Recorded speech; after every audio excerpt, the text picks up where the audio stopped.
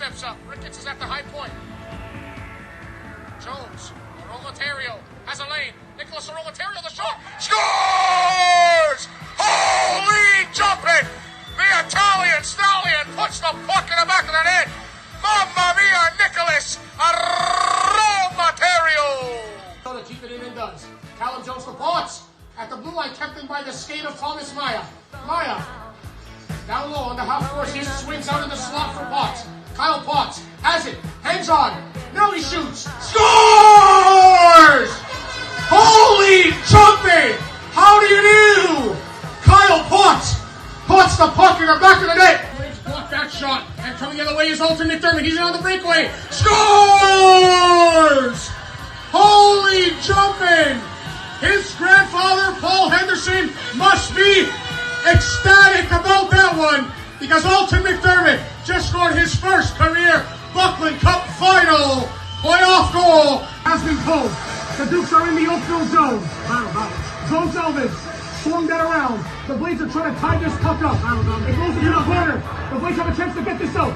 Lions will tie it up. 10 seconds. Gilmore has it at the point. It's in. Tips. Just wide. 7 seconds. It's back in the corner. Ewing's back in. 3, 2, 1. The Oakville Blades. Holy jumping. Blades win. Blades win. Blades win. The Oakville Blades are Buckland Cup champions. You're watching Mamma Mia! This is Fire Talk with Nicholas Fiore. Welcome back, everybody, to episode number 16 of Mamma Mia! This is Fire Talk. I'm Nicholas Fiore, the Oakville Blades play-by-play broadcaster, and joining me on this edition of the show is two current veterans of the Oakville Blades Junior A Hockey Club. Number 20, Stephen Whittle, up on forward, and on the blue line, the assistant captain, the Oakville Blades dance guy still. Number 44, No. Evan Hatziioannou. Dance guy is retired, Hatzi, is it? Yeah, I play hockey for the team now. Oh, okay. So what did you do for the first couple of years? Just hanging out.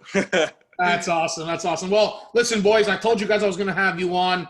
Obviously, I had others on in the previous episode, so thanks for joining me. Sure, thanks for having us. Yeah, thanks for having us, Fire. Love the podcast. Avid listener. There you go, buddy. I appreciate the support. Honestly, Hatzi, you've been great since now we're going to be 4 years together, right? Yeah. So, and obviously, Whit, you were great since coming from Trenton. So I appreciate you guys coming on. Obviously, I want to see you guys in person soon, and hopefully we're calling and playing some games, but that's going to come, hopefully, anyways. Oh, yeah. Let's get going right into it. Hatzi, we'll start with you. Obviously, as an assistant captain of the team, obviously now for the second straight year, as it was announced a couple months ago, an Oakville boy. You're from there, and you never left Oakville. Never. The Oakville 1 year. Rangers. You've played with the Oakville Blades. Let's talk about the run that you obviously had with Oakville 2 years ago, winning it all, and what it meant for you to win in Oakville. Well, obviously means the world. I couldn't imagine playing anywhere else but Oakville. And it's a one in a lifetime opportunity to win, go that far in hockey, go to the RBC, go where we went and how far we did. And I'm extremely proud of all the boys, even though I didn't really get to play in the RBC, but I'm happy they battled hard and made to the semis. And obviously, the run was something special. And Brooks, Alberta was honestly, in my opinion, first class and top notch. How was that experience overall for you? Yeah, you might not have been on the ice, but you still were there and you still learned and went through the motions. Yeah, it was incredible. It was a crazy experience. We got treated like real NHL players over there. We got our own food, our own locker room, our own gym to use. I mean, we had chauffeurs. Yeah, we had everything you could have asked for that. It was awesome. I love the experience. Hopefully, I wish we could have went back last year. I think we had a chance, and even this year, if possibly there was RBC. I don't think there is this year though. But I do possibly think we could easily go back there, without question. And honestly, you know, I spoke to Izzy and Ricketts and Jones and a few others, and we said, what if? What if Yeah. this season didn't What get if? canceled from COVID? And honestly, Wits, what do you think? You know, that was your first year coming and being traded from the Blades. You guys think you really, truly had a shot last year to repeat? Yeah, it's just disappointing. Like, we had our little blip right before we started the first round, and that was just basically us getting ready to get going on that run because we knew it was going to be. We were getting ready for a long run going all the way to May, right? We were expecting to play in the RBC Cup because there's no point in making goals at otherwise, right? So we it was just disappointing for all of us because we came out to play against Brantford all 4 games, gave them all we had. They gave us a good fight, but I think we had just gotten into our groove, and there wasn't. I don't believe anyone else would have gotten in the way of us taking the OJ and the provincials. Your first year, full year anyways, in the OJHL was last season. When you started with Trenton, then you got traded to Oakville. You also played 2 games with Stouffville in the previous year as an AP. Talk about your first year overall, maybe a little bit of Trenton, and then how the trade experience was. I mean, sometimes it's tough to get traded in any level. How was it for you from going to Trenton to Oakville and the OJ? I'm going to be honest, it was actually pretty difficult. I was actually very comfortable there. Loved the town. I was participating in the community, working there right beside the rink. I loved the organization and the team. I was going to do anything to play and help that team win. Mm-hmm. But at the end of the day, it is a business to some degree. And it was just how comfortable I was. But when they said that they had to move me, they actually gave me a choice, and I said they send me to Oakville. That's the only place I want to play.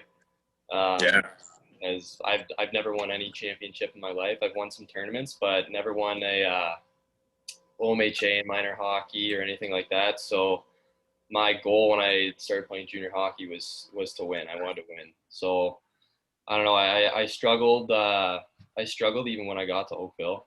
I had blown out my shoulder in Trenton, and then 3 games in, I blew out my other shoulder when I got to Oakville. So I struggled a lot, mentally, but by the end of the year, I think just becoming tighter with the boys, because it is a brotherhood in Oakville. It just got better and better, and I got more comfortable, and I love it here now. Yeah, I wish you're better off here. Yeah. That's from Hatziioannou, not from me. I can't say that. But how was the move to Oakville, though? It's like for you personally, the boys welcomed you in, was that part of the transition smooth, or just overall mentally it was kind of a toll? Yeah, no, the boys did everything they could. They made sure to invite me out places wherever they were going, go to this guy's house, go to that guy's house. But yeah, it was just more of the mental side, because I couldn't figure out why I was the guy that had to be moved just because I was so comfortable there, right? So I think that messed with me a lot. But it just took time to get over, really. And just because it was my first year in junior hockey, didn't really understand the way things operated and stuff like that. But again, it was just the quality character group that we had in Oakville that helped me persevere. Let me tell you, it's cliche, but stuff happens for a reason. Yeah. And you're in Oakville for a reason. If anyone believes that cliche and that saying or not, I think it's the best situation for you, right? It's true. I look back on it, and I'm so thankful that it worked out the way it did.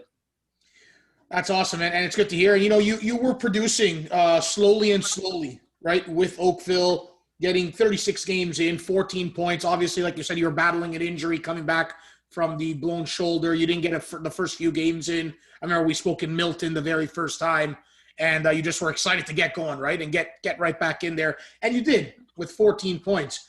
And Hatzi, for yourself, I mean, you played a few playoff games. You got 3 assists in 1 game in the Dudley Hewitt Cup. What was that? Hey. lighting the lamp in Cochrane, Ontario. And then I still got the trophy. if you want to see it. I don't know. Oh, hey man, hey, we'll take a look at that after. But those are some little accolades to keep and to remember stuff by, because, like you said, sometimes people don't win at all. Sometimes people don't get recognized at all or any acknowledgement, right? And even in junior hockey or no matter what level, that's important. But even for yourself, Hatzi, 95 games in the OJ so far and 32 points. But let's remember those 32 points, it came a bit of a harder mission for you, because in the first rookie season, 8 points, but not so many games. Second season, 24 points, full seasons, right? And slowly you're moving up and getting better. How hard was it at first, Hatzi, to maybe not play so much, not get the playing time you wanted, but then maybe knew in the back of your mind and your head saying, I got to stay strong mentally, even though maybe I might be checked out a little bit, in order to get more playing time and improve with the next season and the next season? Yeah, at the start, it was pretty hard. I wanted to play hockey, obviously. Everyone wants to play hockey. And I just kept telling myself I had to be patient. Everyone did this. Everyone had to climb the totem pole to a higher rank. And I just had to be patient. And I knew my time would come eventually. And, well, I don't know. Here I am. Probably the best player that's ever played on Oakville. Are you sure that's not Jack Lyons? No, I don't know. No, but all the Lions and all my friends in my first year, like Doggett, McEachran, Amaral, they all helped me get through it. They were great guys. And I just had to stay patient and wait for my time to come. And you know what? It's not easy. It's not easy for everyone. No. It's not easy for, if you're not a Brent Burns and there's a Dano Chara on the blue line, or a McDavid and a Matthews and Marner up front, it's not easy. You're going to have to put in extra work in order to get to where you are. And look at you now, right? Second year or third year now, but assistant captain, and growing and continuing to get more points, and hopefully more points this season if it does and when it starts. Yeah. How important is it to be a leader on this team? From Oakville, an Oakville boy, wearing an A for the second straight season, and have that on your chest. How much does that mean to you, and what do you think that role entails? Since I was a little kid, I've watched the Blades growing up. I've always hoped to be a leader on the Blades eventually. And, anyone can just be a leader and talk to the guys, but leading by example also helps a lot. And I like to do that while I'm playing, with the boys. And, it means a lot to me being the assistant captain of the Blades. I don't know. Absolutely. And it does mean a lot, right? Even for you, Wits, obviously you don't have a letter on your chest this upcoming season, but I would personally say you're kind of a leader as well, right? You can speak up. You're a veteran now. What can you do as a role for you to maybe not have a letter on the chest, but to stand beside the boys who do, with McDermott and Hatzi, and King, and say, okay, I'm going to take about this leadership role, maybe in the room or on the ice? Yeah, that's the thing. Just a letter on your chest, it's an honor, but it doesn't mean that you can't be a leader, right? We had rookies last year that stepped up and talked and said, hey, we got to get things together, or we got to do this, we got to do that. So I think it's just people's personalities and their traits coming into play, and just being a leader is just, it doesn't matter about that. It's if you're an older guy, you got experience, then what you have to say is going to be taken into consideration for all the boys, and everyone's going to look up to you, and your play on the ice is going to be something that people look at and want to model themselves after. So if you're doing things working as hard as you can in practice and just being a supportive guy, people look to you as a leader if you do things like that, just the little things, right? Especially the rookies coming in, right? With the rookies coming in, they'll be like, oh, this guy might be a funny guy off the ice, kidding around, joking around. But then the roles change sometimes on the ice. Mm-hmm. And they're all of a sudden say, wait a second, he's different on the ice. He's not this funny guy. He's an actual leader. And then sometimes the mindset in the personal life as well changes too. So that is very important. Yeah, absolutely. Last year at the start of the season when I was in Trenton, it was terrible. Like you had your rookies segregated from your vets. Like the vets would go hang out with each other. The rookies would have to hang out with each other. It was no real mix there. But like you had to be careful what you said to anyone older than you or who was a vet, right? But I'm really proud of the boys this year. It seems like we're being very inclusive, and we're not doing those typical junior sort of rookie vet initiation sort of things. So I'm proud of the boys. We've basically just said we're a team and we're just treating everybody equally, and that's the way it should be, right? Well, that's not the Oakville DNA as well. I remember 2 years ago, Atzi, you could kind of say and talk on it, but like Reaver and Jones and Pike, they weren't really like that as well. Like they were pretty cool, calm, collected. Yeah. Obviously, the jokes are going to be played, the pranks are going to be played. But even then, last season too, like Ricketts, Israel's, Lions, and then obviously yourself. But like those pranks, yeah, they're good, they're fun. But there's also lines crossing and when to cross them. Yeah, and tease as well. And the leaders of Oakville, since I've been here, even with Bailey Newton, my first year, that stuff wasn't like that, and it's good to see, isn't it?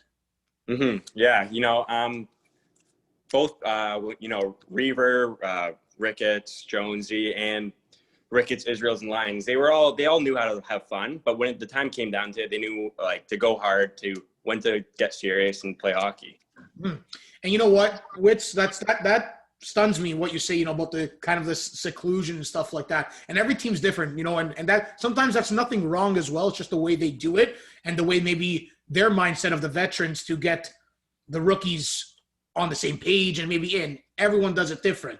Yeah. But I think as a brotherhood, as a family right away, I think you should be included and tight-knit right from the get-go and make the rookies act like veterans in a way. So they step up and then everyone's together. Like I said, everyone does it different. That's my opinion. But that's why the Oakville move for you probably was kind of mind-opening as well, wasn't it? It was a blessing in disguise, that's for sure. But it's unbelievable to see. Like our team, we've had no opportunity to get together, go for wings together, like little things like that. We've had no opportunity to have team bonding, but because of our attitude towards the way we want to run our team, like you can tell the boys are already starting to gel, and everyone's becoming like best buddies and stuff like that. Just from our time on the ice together, talks in the dressing room, and court in the parking lot, of course. But like little things like that are helping us together even through the whole COVID thing. Absolutely. And also, if anyone doesn't know, the Blades acquired Evan Pringle a few months ago, and you're pretty tight with Pringle. You've I think played together or tell that story, because that's obviously a comfortability factor for you, but more for him to know a guy coming in from another team to Oakville. Yeah, for sure. Me and Ev have been playing together since we were like 5, 6, 7, all the way up pretty much as Aurora Tigers and with the York Simcoe Express. There you go. But obviously once junior hockey hits, people go in different directions and stuff like that. He went off to play in the GTHL for the Nats, and then ended up playing a year with the Aurora Tigers Junior A, because that was actually both of our dreams, was to play in our hometown, Junior A. But that's right. I think things went a little sideways there. So he decided to go off to the States in the NCDC. And when the off season hit, I was like, man, would you, we were playing Fortnite, I think. And I was on the speaker with him. And I was like, buddy, would you ever like consider coming to Oakville? And he just like paused for a second. He's like, you know what? Like, yeah. And conversation, we just kept talking about it. And I was like, you know what? Like, let me make a phone call to Jamie Storr, and we'll see what he has to say, and just reach out to him. I'm sure he'd love to have you, and you'd be a huge like pickup for our team, right? And he's actually living with me. He's in the room right next to me. So bring him in here. Bring him in. Yeah, let me see if he's around. Pringle could be making his debut over here. Pringle, with the Oakville Blades on Mamma Mia. This is Fire Talk. As just about to. I'm not sure where he is. I know very soon. That's okay. We'll see when he comes in. But for you, Wits, year 2 now. It's going to be full year 2 for you coming up. Hopefully, we get going. What are you most looking forward to personally for you and team wise as well?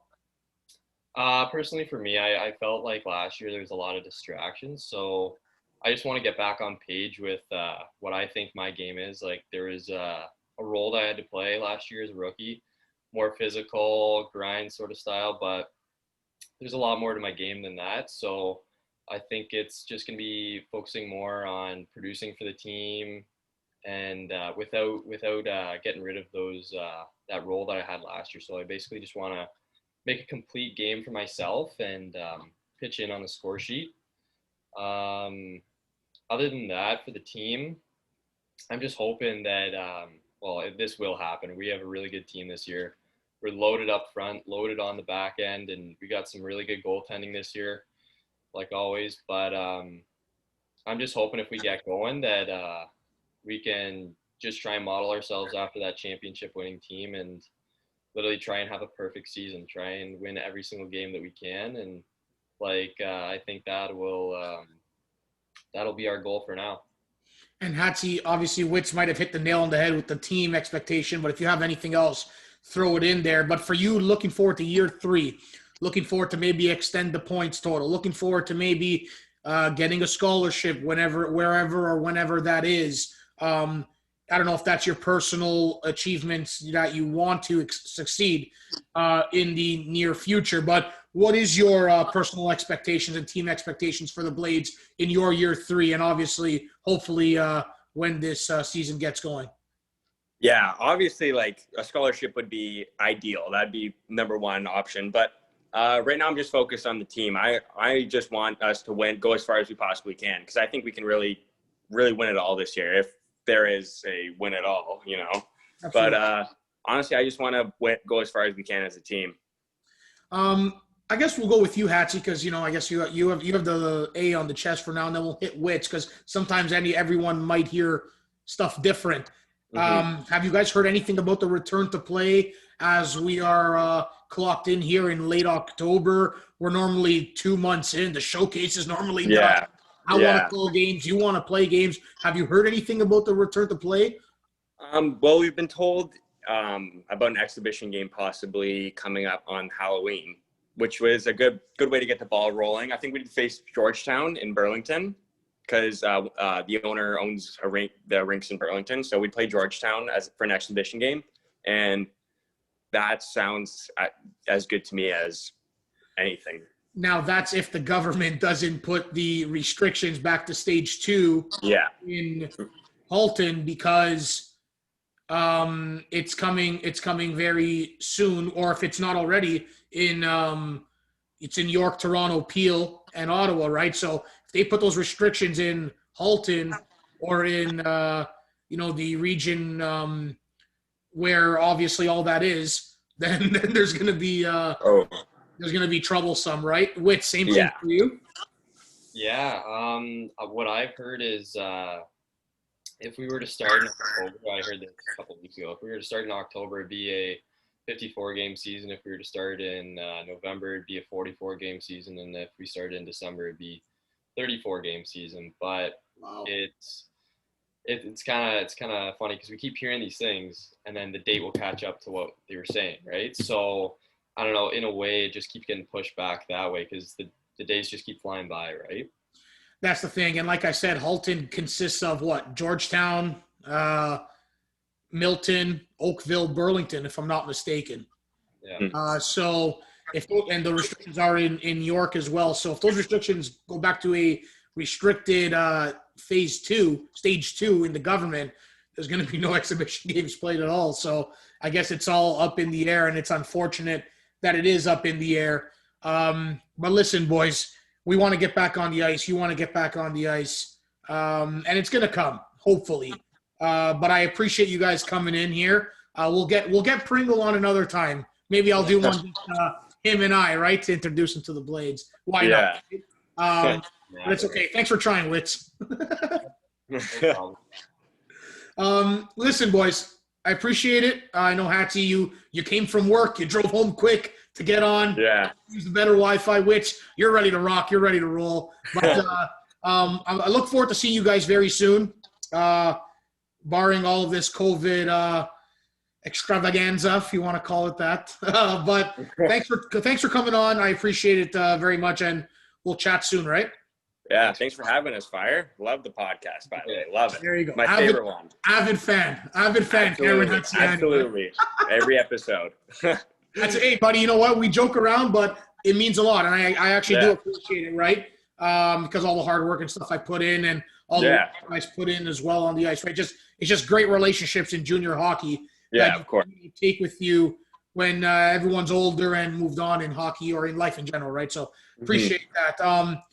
Listen, boys, we're going to keep in touch for sure. Once again, thanks for tuning in. Everybody, Stephen Whittle, number 24 for the Oakville Blades. And down below is Cameron Hatziioannou, assistant captain and defenseman, number 44 for the Oakville Blades as well. These guys are ready to get back on the ice. I'm ready to get back in the booth calling these boys. But with COVID-19, who knows what is going to happen. In the meantime, you can follow Mamma Mia, This Is Fire Talk on Twitter, Instagram, Facebook. The main platform is on YouTube for all the episodes, and Instagram Live usually every week, sometimes Tuesday, Thursday. It's been switching up lately. You just got to stay tuned and stay intact with Mamma Mia, This Is Fire Talk. This was episode number 16 with the Oakville Blades, Stephen Whittle, Cameron Hatziioannou. I'm Nicholas Fiore. Stay safe, and Mamma Mia. Now Davis takes it and looks to come the other way. Davis is in, trying to drive, and he will look to go across. Good play to Davis, though, to get it right back to him. He goes down low to Israels. Centering, it's there. Scores! Stevie! Stephen Whittle scores his first OJHL playoff goal for the Oakville Blades. This game is opening up in a big way for both teams. Ricketts centering, what a pass, Israel's breakaway, the move, scores! What a goal for the Alaska Fairbanks commit, the assistant captain, Harrison Israels, with an absolute dandy. Down low to Lyons, Jack Lyons centering, scores! The double jacks combine as that puck popped up like a jack in a box, and it's Jack Ricketts from Jack Lyons. 6-1 on the 40th shot of the game. It's all Oakville. Blake Smith hits it in. A chance here can develop, but the Blades will look to take it. And Ricketts finds Israels. Breakaway, Israels. A chance, backhand. Rebound. Scores! And the Oakville Blades win it here in Toronto.